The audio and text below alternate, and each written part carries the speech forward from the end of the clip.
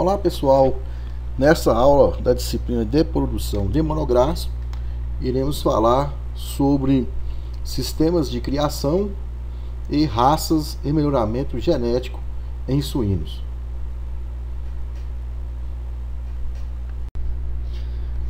Os sistemas de criação que existem, nós temos um sistema totalmente confinado, que é o sistema lá da nossa escola, né? Então não tem nada, os animais não ficam em áreas livres, áreas abertas. E eu tenho um sistema que é um sistema semi-confinado, né? Esse sistema semi-confinado, eu já tenho, né, áreas abertas, como vocês podem observar aqui, né, que é destinado aqui a matrizes e reprodutores, tá? Principalmente essas duas aqui, tá? Essa primeira e essa segunda imagem aqui. Essa outra aqui já é um sistema de criação ar livre, que eu vou comentar. Então, o sistema semi-confinado, os reprodutores, os machos e as matrizes, elas ficam em área aberta. Então, as matrizes, principalmente, elas não passam, né, aí por gaiola.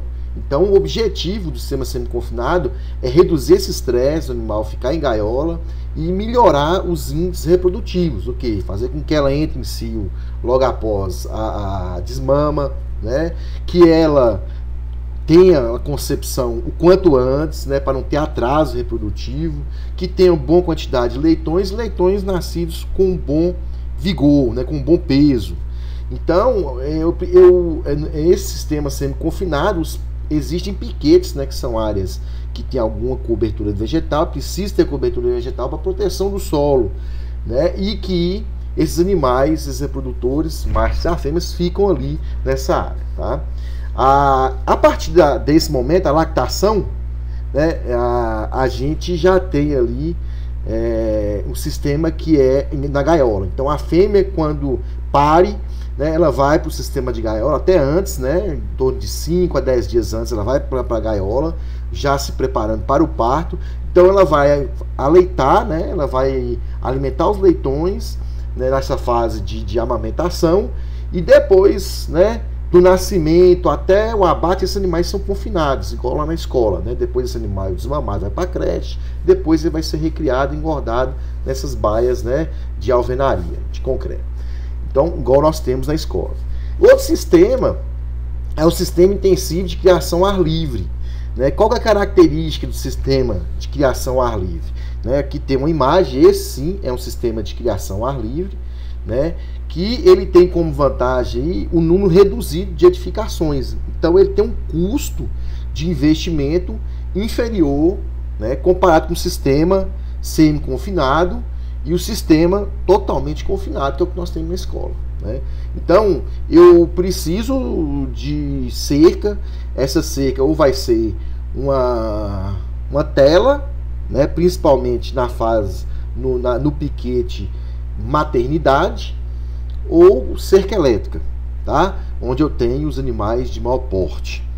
Então, o sistema de criação ao ar livre, ele é interessante, né, porque ele tem essa facilidade na implantação do sistema. Então, o custo, o investimento que eu vou gastar, né, porque ele não requer aí baias de alvenaria, tá? O crescimento no sistema ciscal, criação ar livre, aí ele já passa o crescimento da terminação sem baias, que pode ser baias de alvenaria. De qualquer forma, você vai precisar de menor investimento em construções, né? E pode ser também, né, num sistema chamado de cama sobreposta, que vou estar explicando para vocês posteriormente, tá?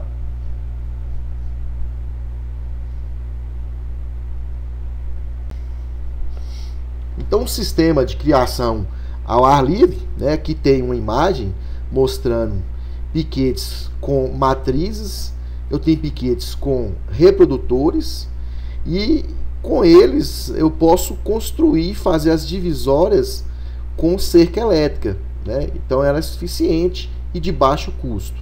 O que me obriga nessas áreas é de que ela tenha uma cobertura vegetal, né? Porque senão vai virar essa confusão toda aqui que vocês estão vendo nessa imagem, né? Que a gente chama de lodaçal, porque faz parte da característica do comportamento do suíno, né? Ele vai fuçar. Então, se tem acúmulo de água, e eu tenho como evitar esse acúmulo de água aí, né, tem algumas dicas para isso, pode virar, né, pode ser um problema, né, e esses problemas estão mais relacionados a problemas sanitários, né? Então,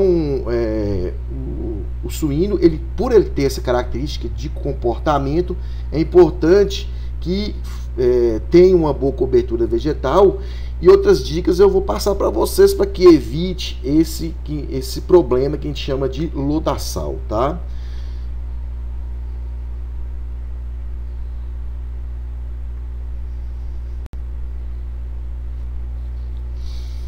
O sistema, né, criado ao ar livre, né, ele é um sistema que ele tem as características de solo são importantes. O ideal é que você tenha um solo mais bem drenado, né? Solo muito argiloso, o que acontece? Vai acumular água. E essa água, ela pode sim transformar naqueles piscina de lama, que a gente chama de lodaçal, e causar problemas de infecções, né? Então isso tem que ser levado em consideração na hora de fazer o planejamento, né? De ter uma área também com bom escoamento, não é uma área com muito íngreme, né? Mas que tenha uma certa declividade para que favoreça esse escoamento e não acumule água, porque senão vai transformar naquele problema que vocês viram aí na imagem do slide anterior. Questão do conforto térmico, para isso existe o uso aí de, né, cabanas para favorecer o conforto térmico, também árvores, né, que podem estar ajudando aí nesse conforto térmico. Mais uma vez, estrutura aqui de cercas elétricas, né, então é tranquilo. Eu uso normalmente a altura aqui do solo para o primeiro fio 30 centímetros, mais 30 centímetros do segundo fio, do primeiro para o segundo fio, tá? Então, a cerca elétrica, ela já está comprovado que ela funciona muito bem para esse sistema de criação ao ar livre. O manejo do piquete, eu devo rotacionar, isso significa que eu vou tirar o animal de tempos em tempos desta área e levar para uma outra área, e também devo rotacionar as cabanas, por isso que elas devem ser material leve, para que eu transporte dentro do piquete de uma área para outra, evitando assim a degradação. O objetivo de rotacionar os animais, retirando de uma área, levando para uma outra área, para um outro piquete, é de evitar aí a degradação de quê? Da forragem, a degradação do solo, e aí formar mais uma vez aquela confusão lá, aquela lama, né, que é característico suíno. Ele vai fuçar, e se tiver acúmulo de água, vai virar aquele lodaçal, tá?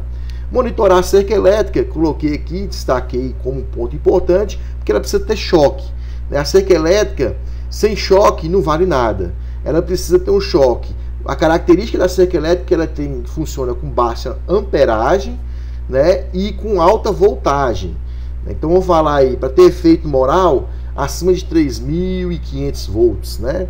Mas a amperagem é baixa. Isso significa que o animal não fica agarrado lá, não, tomando choque, tá? Ele dá simplesmente, ele recebe uma descarga. Então aquilo ali é suficiente para que dê efeito moral nos animais. E os piquetes, eles são separados. Eu tenho piquete do macho reprodutor, normalmente ele fica lá separado, né? Ele deve ficar separado. Eu tenho piquete de gestação, eu tenho piquete de maternidade e eu tenho piquete de creche. A partir da creche, a gente sabe que o sistema ele vai para uma baia, que pode ser em cama sobreposta, ou também pode ser em baia de alvenaria, num sistema confinado normalmente. E no piquete de gestação, normalmente é utilizado aqui, né, uma quantidade de 6 a 8 fêmeas. Professor, qual que é a quantidade aí, área por animal? Normalmente, que eu devo utilizar é uma área de 1.000 metros quadrados por matriz, tá? Estou arredondando aí, talvez um pouco menos, mas em torno de 1.000 metros quadrados por matriz é o que tem recomendado aí os principais estudos, né, feitos aí com o sistema de criação ao ar livre, tá?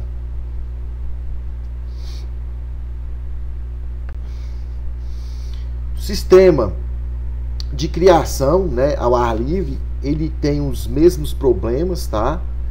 Comparado com o sistema confinado tradicional, o manejo não muda, né? Os bebedouros, isso é uma dica para evitar aquele lodaçal, tá? Eles devem ser instalados na parte mais baixa, então destacando para vocês aqui, ó. E ainda teve o capricho aqui, né, nessa instalação, de fazer uma proteção, uma base aqui, isso é obrigatório, tá? Porque se deixar o suíno quebra, né? O bebedouro. O bebedouro é o mesmo, né, que é o nipo ou tipo chupeta, né? Isso garante água de boa qualidade. O animal sabe muito bem como usar isso aqui. E perceba que a água escorre para fora do piquete, né? A água não fica acumulada aqui. Então foi inteligente isso aqui, é interessante porque a água não acumula dentro do piquete. Porque se acumular dentro do piquete, sabemos nós que isso vai levar aí ao famoso, né, aquela piscina de lama, aquele lodaçal.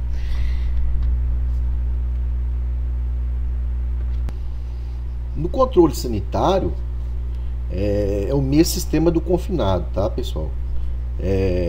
A doença de Algesque mesmo, que ela é reconhecida aí como uma doença importante, né, na suinocultura, ela deve ser controlada, né? E também as outras, né? Brucelose, leptospirose, né? Que é transmitida pelo rato, a parvovirose. Então são doenças aí que causam esse problema que vocês estão vendo na imagem aí, que são aborto, tá? Então a característica dessas doenças e o controle dela deve ser seguido por meio de vacinação, né? Em qualquer sistema, tá? Então o sistema de criação a ar livre não difere, o controle sanitário é o mesmo do sistema confinado.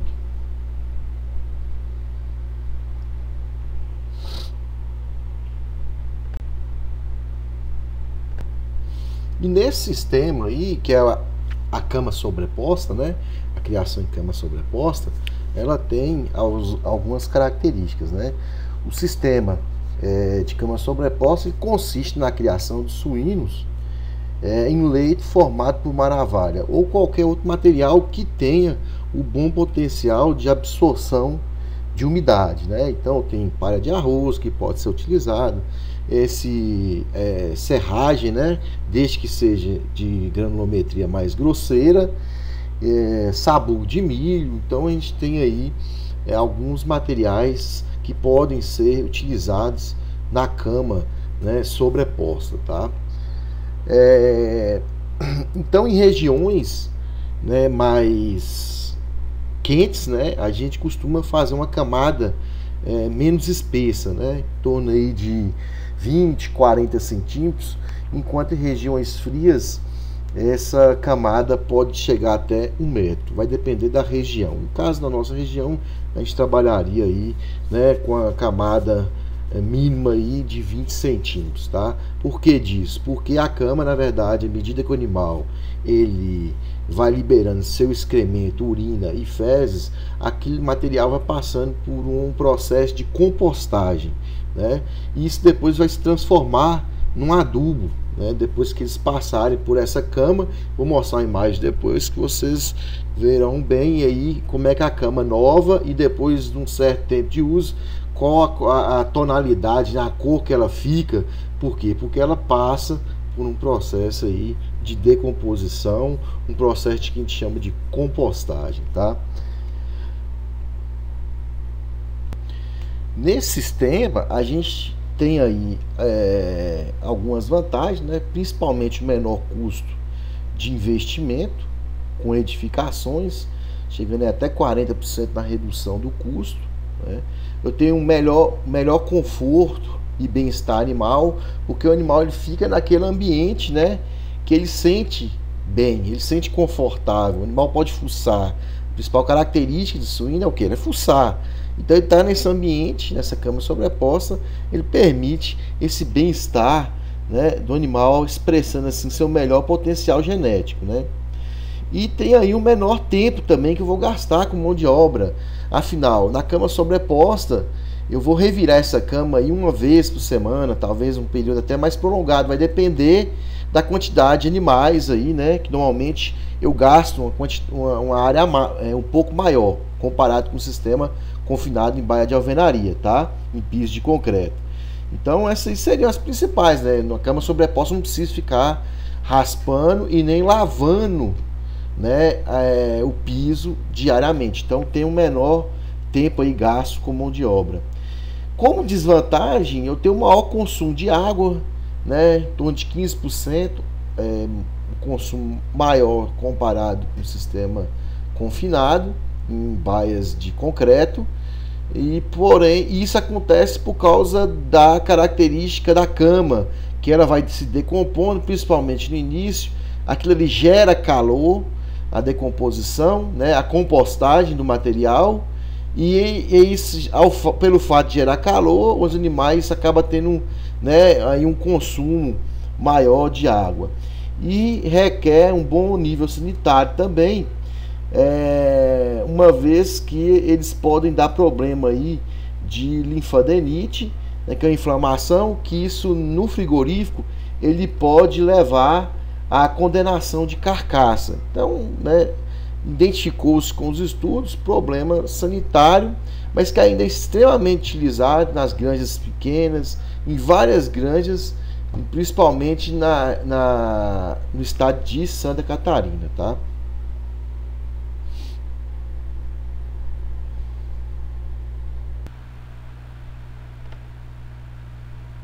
Então, nesse sistema de criação, aqui tem um exemplo, né, de uma cama em estado inicial, com uma maravilha ainda nova, recém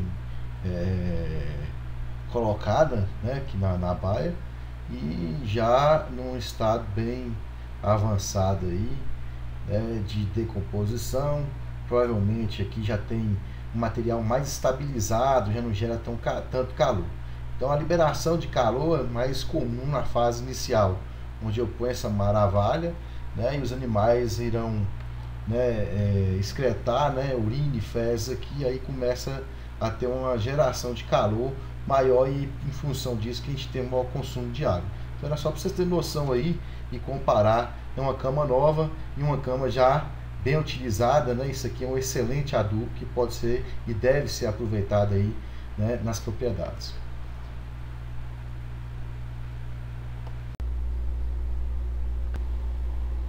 Quanto a raças e melhoramento genético, destacando aí as raças nacionais, né, as principais, vamos dizer, a gente tem outras raças como Nilo, Canastra, Mouro, né, entre outras. A gente tem aí a principal referência, né, vamos dizer que a raça mais importante no Brasil, que é a raça Piau, né, vamos dizer a raça mais famosa. Ela se destaca aí por ter dupla aptidão, né, ambas aí, tanto da esquerda, né, ou o caruncho, são raças extremamente rústicas, né, e no caso da raça Piau, ela se destaca aí, né, por ter aí uma ninhada em torno de 9 leitões, que seria bom comparado com as raças melhoradas, né? Então esse animal é considerado de dupla aptidão porque ele tem uma boa constituição em termos de carne e gordura, né? E essa raça ela pode ser abatida, né, com uma média de 7 a 9 meses de idade, pesando em torno de 80 quilos.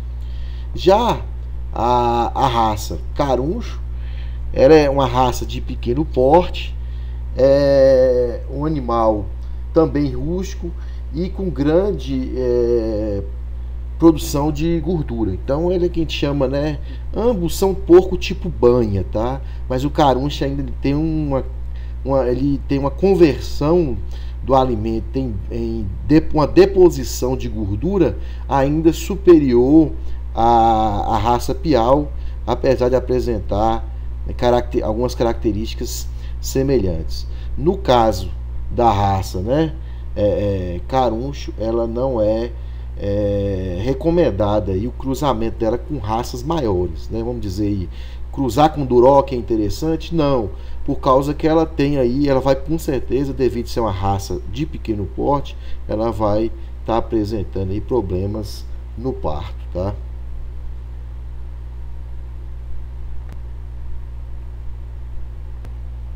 Aqui temos a raça Landraça, uma raça estrangeira, né?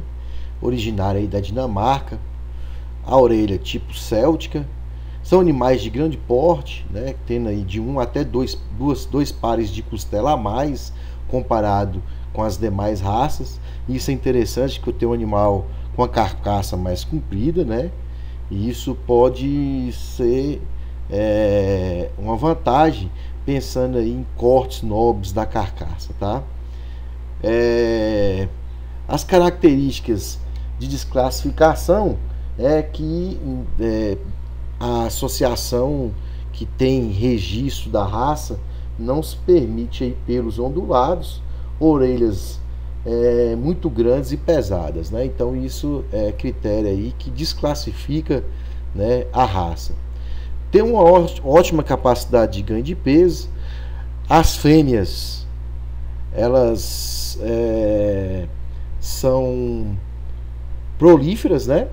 São muito prolíferas, e também é utilizada como raça mãe, né?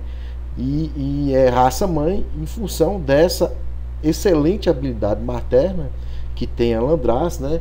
É uma raça que produz aí de 8 a 12 litros de leite por dia, quilos de leite por dia, e o que torna ela uma raça realmente com excelente habilidade materna, né? Logicamente, ela apresenta problemas em função da pelagem, ter uma maior sensibilidade ao sol, e também os cascos são sensíveis, mas isso a gente consegue contornar, né? A questão da sensibilidade, a gente sabe que o suíno não precisa de ficar exposto ao sol, né? Ele não tem necessidade, você pode mantê-lo à sombra, tá? E os cascos é questão de piso, qualidade de piso, isso resolve esses dois problemas aí que é comum na raça, tá?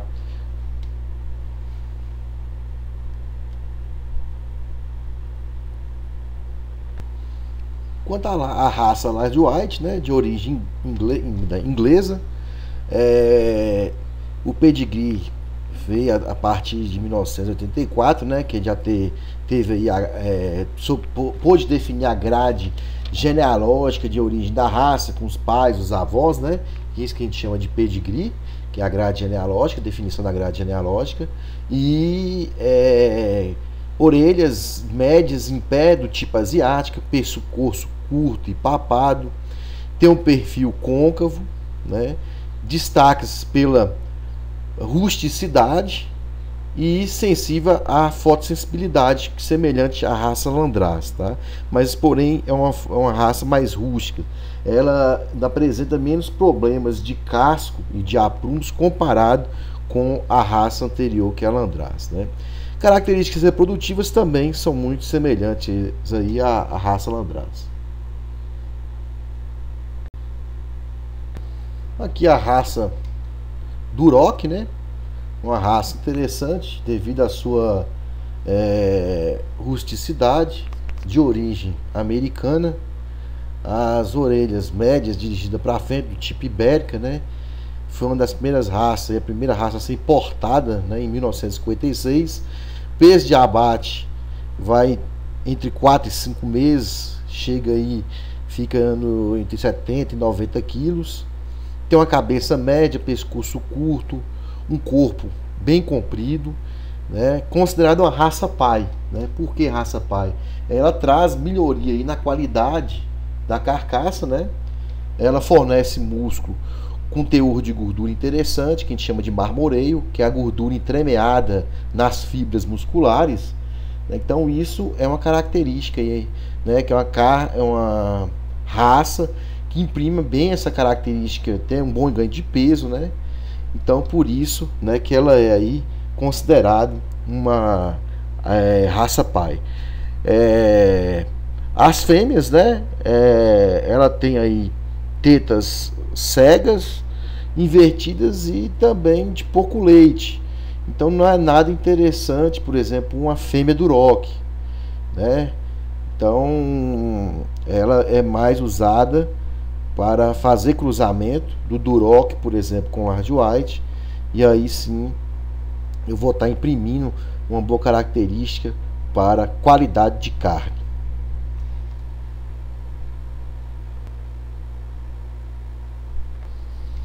A raça Pietran, de origem belga, né? Orelha do tipo asiática, né? Média e projetada para frente horizontalmente. Tem um crescimento rápido, né? O pernil muito bem desenvolvido, e isso é uma característica interessante para o Pietran, em função hoje do mercado estar se especializando para cortes nobres, né? Eu vou mostrar o que eu estou falando aí no próximo slide, tá? Então isso é interessante, esse pernil bem desenvolvido. Ele também é uma raça que tem uma excelente conversão alimentar, e as características das fêmeas, que elas são boas produtoras de leite. Então quando é feito cruzamento, né, normalmente eles usam essas duas, né, raças, a anterior Duroc e a Pietran, essa em tela, que para originar raças para raça pai, né? Então eles fazem o cruzamento do Pietran com Duroc e aproveitam esses machos Pietran Duroc para usar como reprodutores, para cruzar com as fêmeas, normalmente as fêmeas Large White Landrace.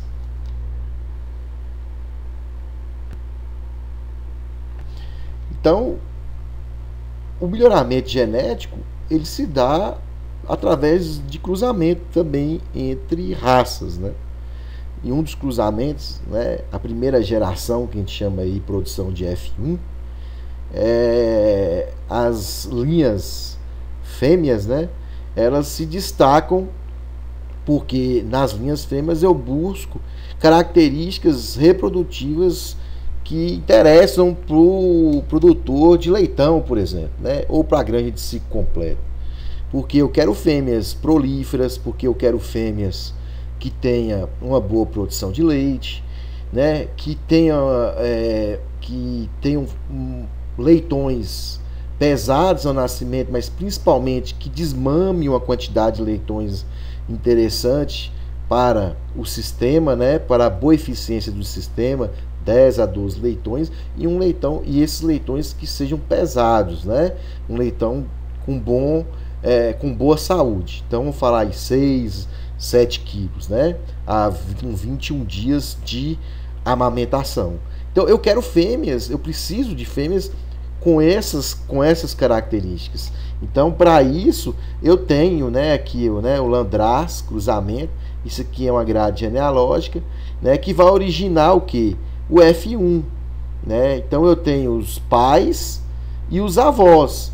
Então esse cruzamento entre raças, duas raças com bom potencial genético, com características para a raça mãe, com todas as características que eu citei, é interessante, né? Porque eu tenho possibilidade de ter bons resultados na produção de leitão.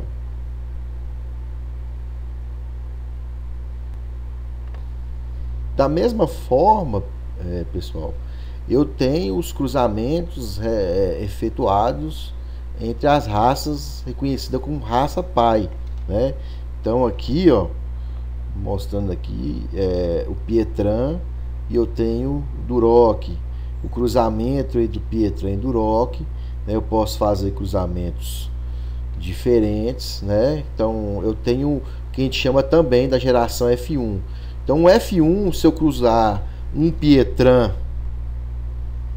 com o Duroc, esse F1 ele é meio sangue Pietran, meio sangue Duroc. Se eu torno cruzar o meio sangue Pietran, meio sangue Duroc com um duroc, eu já passo a ter aí um animal que ele tem 75% de sangue duroc e 25% de sangue Pietran, que é o que nós temos lá na escola, aquele duroc, mas que ele tem aí 25% de sangue Pietran. Tá? Então a linhagem paterna ela destaca pela característica de carcaça, né? Então eu falo característica de carcaça, boa musculosidade, com pernil bem desenvolvido, com gordura intramuscular, porque gordura ela influencia na qualidade, né, do sabor da carne, e essa deposição também de carne magra. Então existe um equilíbrio, não é aquele porco tipo banha que só deposita uma boa parte dos seus tecidos, né? Existe um grande acúmulo de gordura. Não, eu tenho uma raça que existe equilíbrio, existe gordura na carcaça, mas existe uma boa deposição de carne magra, que é o que o mercado exige também, né? Então tá aí, né, o cruzamento feito entre raças pai.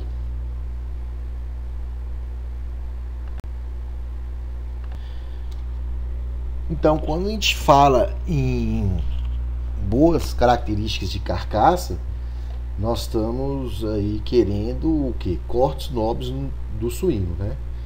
Então, no mapa do suíno aí, quando eu falo em cortes nobres, eu posso apontar aqui, por exemplo, uma picanha, por exemplo, ó, picanha, né, suína. Se eu tenho raças melhoradas e que tem um bom desenvolvimento de pernil, automaticamente esses cortes, né, que até então no bovino sempre existiu, mas que agora no suíno já está aí presente nas gôndolas dos supermercados, proporcionalmente a um pernil mais bem desenvolvido, como é comum na raça Pietran, essa característica, faz com que também esses cortes eles ficam bem desenvolvidos, né, e aí tenha, né, uma apresentação, uma facilidade de comercializar esses cortes separados, semelhante na espécie bovina. Então estou falando, né, no pernil, mas isso aqui eu posso citar também a comprimenta aqui da área de lombo, né? E assim a gente passa a ter aí uma especificidade de mercado com valor mais agregado para a carne suína.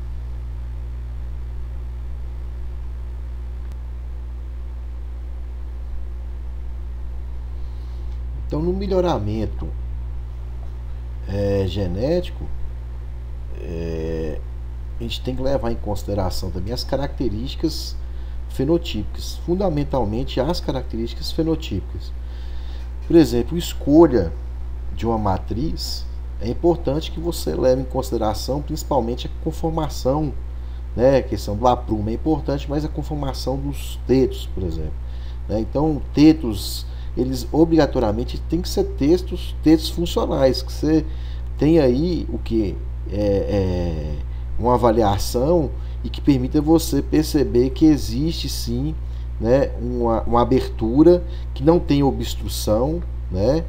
E essa obstrução ela pode ser por questões genéticas ou também questões o que? Adquiridas, né?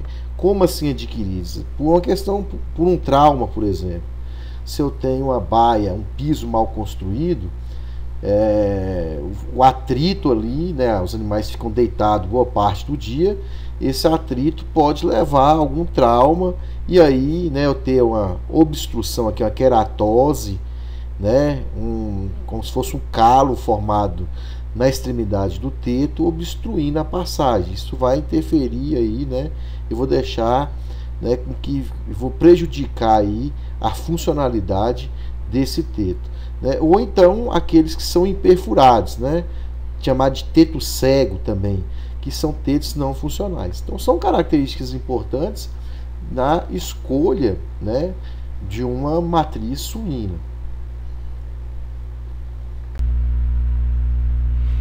Então, pessoal, aqui nós finalizamos o nosso assunto sobre sistemas de criação e raças de melhoramento genético em suínos. Então, um abraço a todos e até a nossa próxima aula.